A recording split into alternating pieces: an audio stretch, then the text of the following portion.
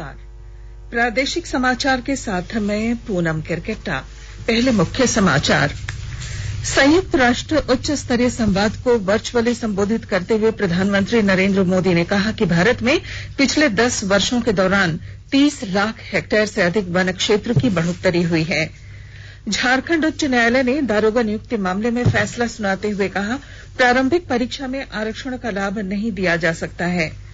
राज्य में पिछले 24 घंटों के दौरान कोरोना के 151 नए मामलों की पुष्टि, ब्लैक फंगस से 5 की मौत। और मौसम विभाग के पूर्वानुमान के अनुसार अगले 4 दिनों तक राज्य के कई जिलों में बारिश के आसार। और अब समाचारों में आगे बढ़ने से पहले कुछ जरूरी संदेश। कई राज्य अपने लॉकडाउन मानदंडों में ढील दे रहे हैं। हम अपने श्रोताओं से अपील करते हैं कि सतर्कता में कमी न बरतें, क्योंकि कोविड-19 महामारी हमारे स्वास्थ्य के लिए खतरा बनी हुई है। कृपया घर पर ही रहें जब तक कि बाहर जाना अति आवश्यक न हो। और 4 सरल चरणों का पालन करना जारी रखें। फेस मास्क पहनें, 2 गज की सामाजिक दूरी बनाए रखें, हाथ और चेहरे की स्वच्छता पर ध्यान दें और टीका जरूर लगवाएं।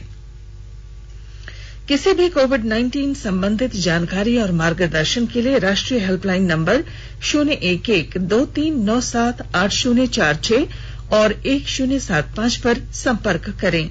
इसके अलावा राज्य हेल्पलाइन नंबर 104 डायल कर समस्या का त्वरित समाधान लिया जा सकता है। और अब समाचार विस्तार से। प्रधानमंत्री नरेंद्र मोदी ने कहा है कि भारत में पिछले 10 वर्षों के दौरान 30 लाख हेक्टेयर से अधिक वन क्षेत्र की बढ़ोत्तरी हुई है। उन्होंने कहा कि इससे देश का वन क्षेत्र बढ़कर कुल क्षेत्रफल का लगभग 1/4 हो गया है। प्रधानमंत्री नरेंद्र मोदी मरुस्थलीकरण, भूमि की उर्वरा शक्ति कम होने और सूखे पर संयुक्त राष्ट्र उच्च स्तरीय संवाद को वर्चुअली संबोधित कर रहे थे।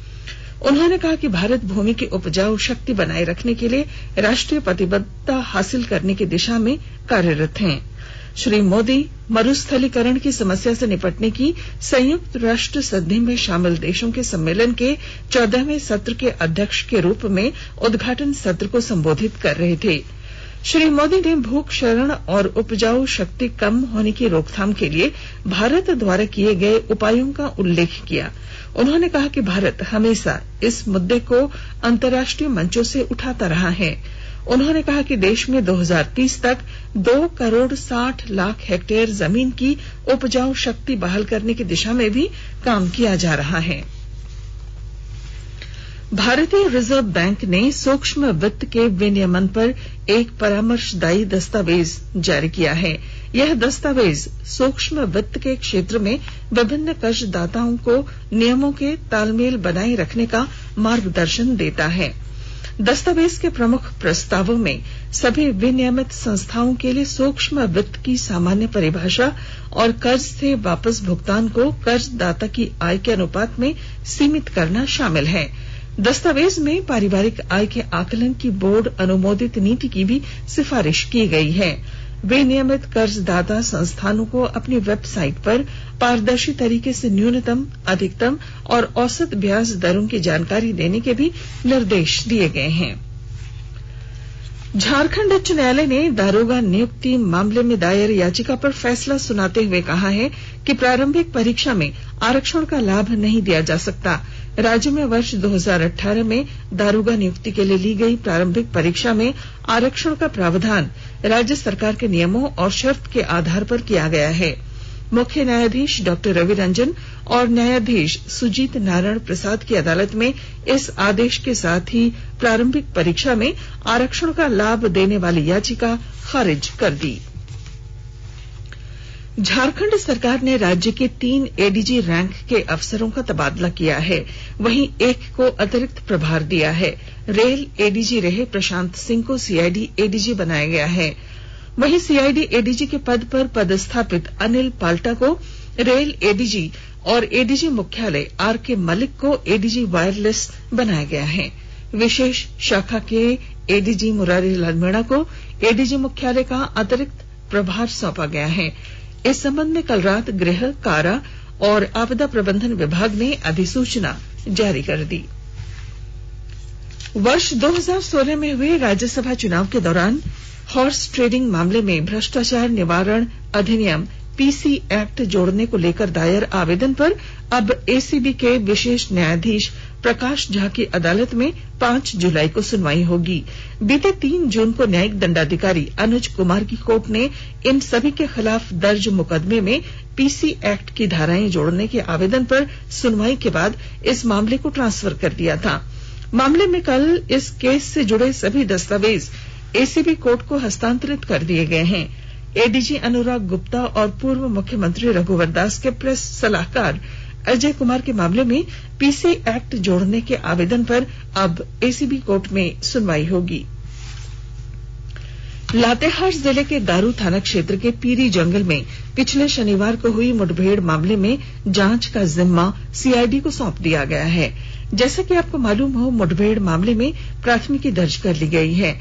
5 युवकों के खिलाफ प्राथमिकी दर्ज की गई है जो बंदूक के साथ पकड़े गए थे।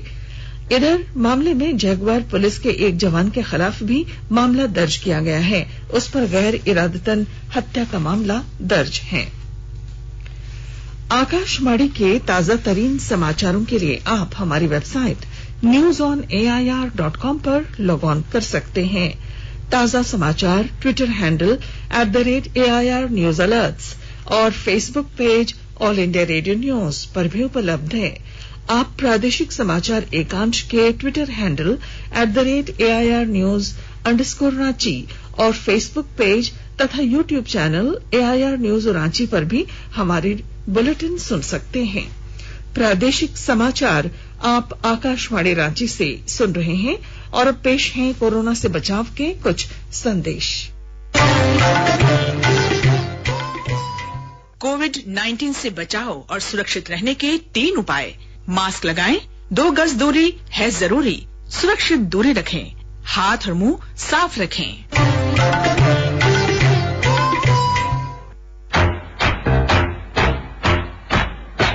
चलो मिलकर एक शुरुआत करें, चलो एक फैसला आज करें, मास्क नहीं तो टोकेंगे, कोरोना को रोकेंगे, चलो एक वादा करते हैं, चलो एक वादा करते हैं, मास्क नहीं तो टोकेंगे, कोरोना को रोकेंगे। भारत सरकार द्वारा जनहित में जारी। प्रादेशिक समाचार में आपका फिर स्वागत है।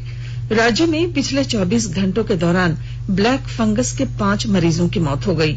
अब तक इस बीमारी से राज्य में 25 लोगों की मौत हो चुकी है।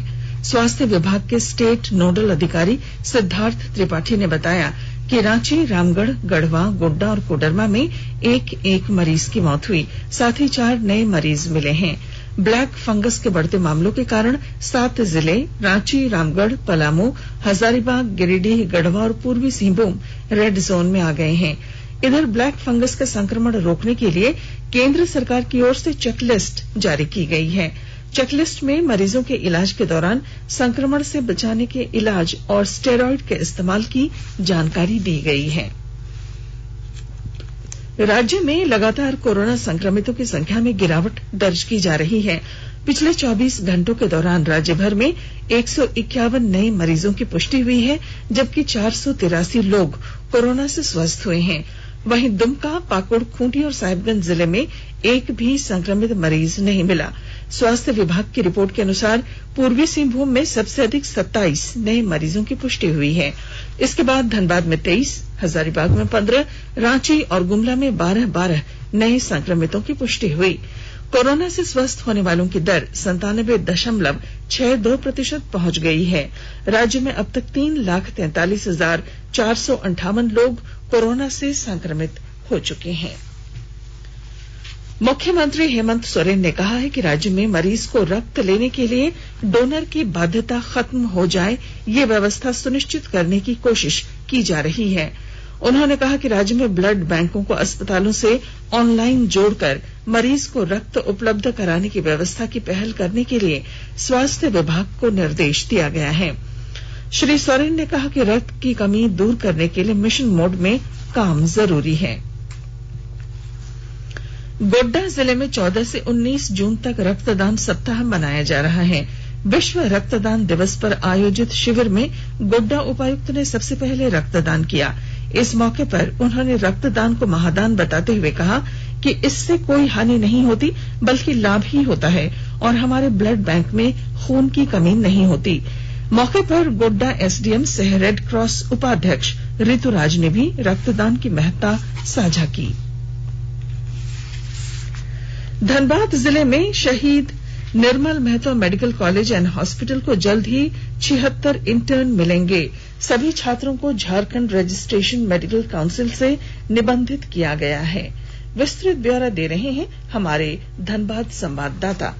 धनबाद जिले के सबसे बड़े सरकारी अस्पताल Shaheed Nirmal Mahto Medical College and Hospital को जल्द ही 76 इंटर्न मिलेंगे। मेडिकल कॉलेज में फाइनल ईयर के 77 स्टूडेंट्स में से 76 ने मेडिकल की परीक्षा पास कर ली है। अब सभी पास छात्रों को झारखंड रजिस्ट्रेशन मेडिकल काउंसिल से निबंधित कराया जाएगा। इसके बाद सभी अस्पताल में बतौर इंटर्न सेवा देने लगेंगे। पास होने वाले सभी स्टूडेंट 2016 के बैच के हैं। कॉलेज के प्राचार्य डॉक्टर शैलेंद्र कुमार ने बताया कि मेडिकल स्टूडेंट के लिए 1 साल की इंटर्नशिप आवश्यक होती है।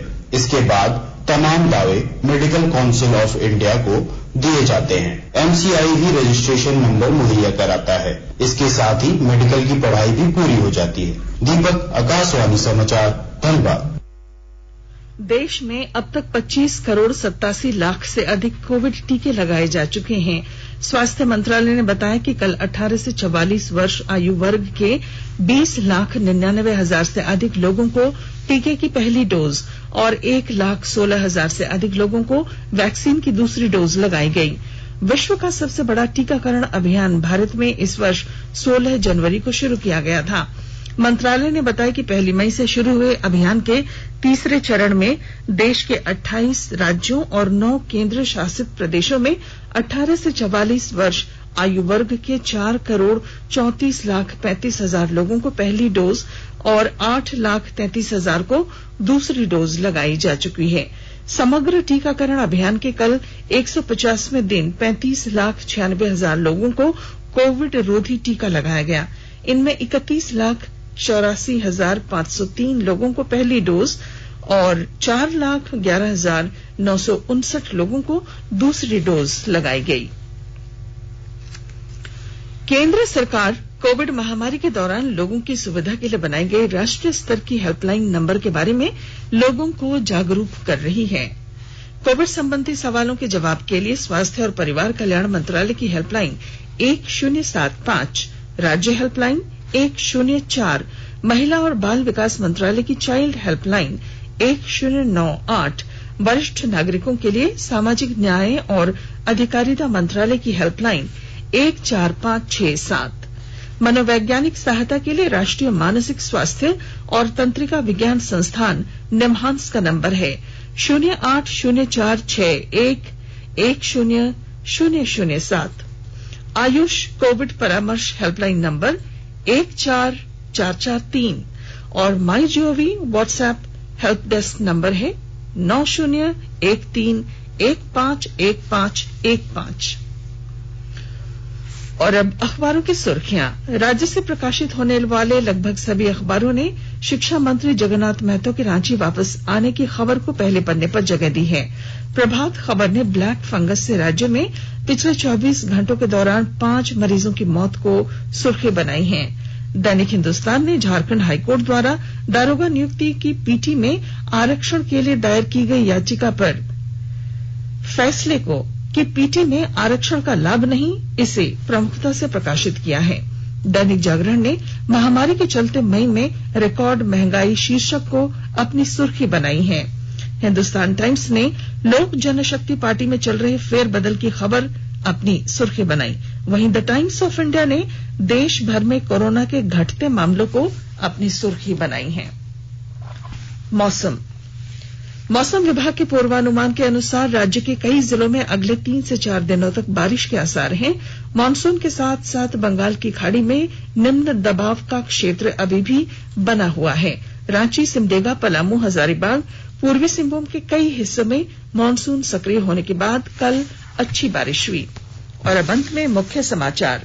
संयुक्त राष्ट्र उच्च स्तरीय संवाद को वर्चुअली संबोधित करते हुए प्रधानमंत्री नरेंद्र मोदी ने कहा कि भारत में पिछले 10 वर्षों के दौरान 30 लाख हेक्टेयर से अधिक वन क्षेत्र की बढ़ोतरी हुई।